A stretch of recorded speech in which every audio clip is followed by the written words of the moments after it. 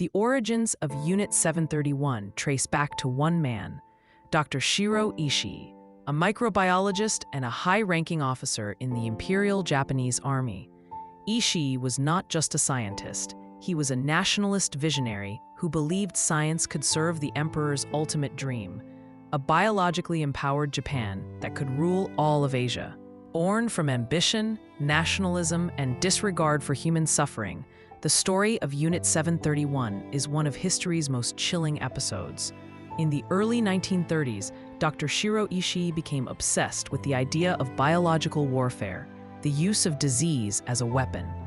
While other nations like the United States and Britain began researching defensive measures against biological threats, Ishii's ambitions were far different. He didn't merely want to protect his nation's soldiers from pathogens. He wanted to weaponize life itself, to transform bacteria and viruses into tools of conquest. Under his influence, the Japanese military sanctioned a secret biological research program. Publicly, it was named the Epidemic Prevention and Water Purification Department. But behind this bland bureaucratic facade lay the foundation of a true hell on Earth. In 1936, the Japanese Army formally established Unit 731 in Pingfang, a district of Harbin in occupied Manchuria. The facility spanned over 6 square kilometers, fortified by towering walls, barbed wire, watchtowers, and ever-vigilant armed guards. On the outside, it looked like an ordinary military complex, but inside, dark secrets flourished. The public was told that Unit 731 was a center for water purification and disease prevention, a claim designed to put nervous minds at ease.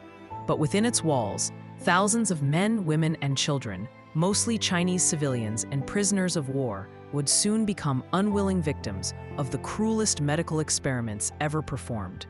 The imprisoned subjects were not even granted the dignity of being recognized as human. To the researchers and guards, they were known as Marudas, logs. To Unit 731 staff, these individuals were not people with lives, families, and dreams, but rather biological material, disposable specimens used to push the boundaries of scientific curiosity and military ambition. Inside the towering walls of Unit 731's fortress, an industrial-scale laboratory of suffering unfolded. The complex was like a small, self-sufficient city, with wings dedicated to disease cultivation, vivisection, and field testing. There were holding cages for animals, expansive laboratories for breeding deadly bacteria, enormous incinerators for disposing of remains, dormitories for the researchers, and even a small airfield for logistical operations. Every section served its own grim purpose, some for growing plagues, some for dissecting living victims, some for testing the limits of the human body against the extremes of cold and pressure. The routine was methodical, almost mundane in its horror. Each morning, doctors and soldiers in spotless white coats would enter the facilities not to bring healing, but to observe suffering with clinical detachment. Their work was not guided by the principles of medicine, but by the cold logic of scientific experimentation. The experiments themselves were as cruel as they were systematic.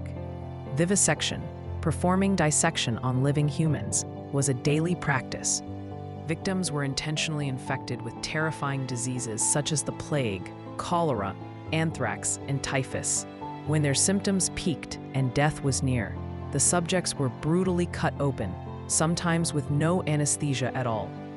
The doctors did not look away from the agony. Instead, they recorded minute observations on how the diseases ravaged the body, which organs failed first, and how long the heart continued to beat after the last cuts were made. Not even the most vulnerable were spared. Pregnant women were deliberately impregnated through forced rape so that researchers could study the transmission and effects of disease on unborn children. To the scientists, every shriek, every last gasp for life was not a tragedy, it was data, a piece of a monstrous puzzle, another increment towards scientific progress. Ishii and his followers believed true breakthroughs in science and military medicine could only be achieved through experiments on living people. They dismissed animal experimentation as unreliable. Instead, they froze their prisoners in frostbite chambers. To understand the precise moment skin and flesh gave way to death. Captives had their arms submerged in icy water until their limbs turned white, hard, and lifeless, then struck with sticks to observe the sound and sensation of shattering flesh. In other chambers, humans were exposed to abrupt changes in air pressure. Their bodies crushed or decompressed in an instant, as observers measured just how much the human body could endure before succumbing. There were victims subjected to flamethrowers, grenades, bombs. Every tool of war imaginable was used in the grim quest to find out how resistant the human body could be, and how quickly it would fail. Yet, none of this cruelty was chaos. Every moment, every experiment was logged neatly in laboratory notebooks. The deaths were counted, the suffering measured, and each completed experiment marked off as progress for the Empire. Unit 731's horrors did not stop within the walls of the facility. The next stage was field testing, spreading terror and death across China on a massive scale. Planes loaded with ceramic bombs took off from the facility's airfield. Their cargo, thousands of fleas infected with plague bacteria. These bombs were dropped over unsuspecting villages, unleashing invisible waves of infection. Rivers and wells were poisoned with strains of cholera, food and grain contaminated with deadly spores of anthrax. Entire towns disappeared in weeks. No enemy soldiers, no gunfire, just invisible armies of bacteria. Children, farmers. Whole families fell sick and died, the source of their suffering often never discovered by those left behind. Historians estimate that over 300,000 people lost their lives to Unit 731's plague bombs and biological attacks, a tragedy on the scale of genocide. Secrecy was paramount, and silence was enforced with violence. Any soldier or worker who spoke out, showed hesitation, or questioned orders faced summary execution. The local population lived in constant fear. The sight of black trucks driving fresh groups of prisoners inside the compound was a familiar horror. But nobody ever saw those prisoners come out again. Within the scientific ranks, a strict hierarchy existed. Junior researchers and conscripts followed orders, often without fully understanding the horrors to which they were contributing. Meanwhile, senior officers like Ishii were hailed as geniuses, champions of science doing what they called the necessary evil for the glory of the Emperor. Inside the walls of Unit 731, morality ceased to exist. Ambition, obedience, and cruelty stood in its place.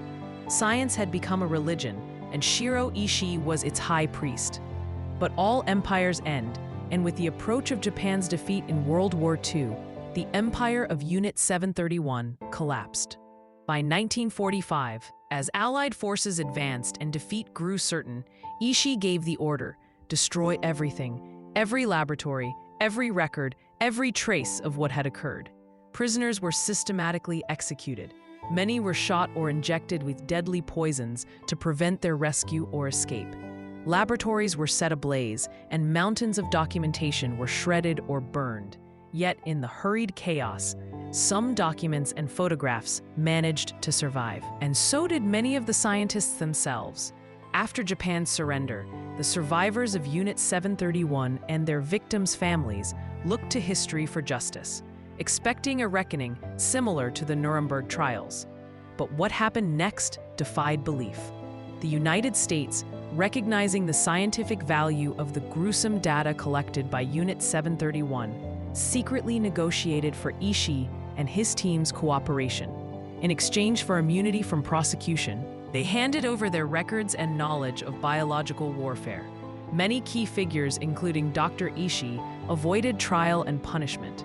Some even continued their careers in medical and military research, this time for the United States and its Cold War allies. The suffering of the victims was quietly shelved in the archives, their deaths converted into research data, traded between superpowers in the name of security and scientific advancement. For decades after the war, the truth of Unit 731 was obscured, a chilling rumor, a faint whisper in the dark corners of post-war memory.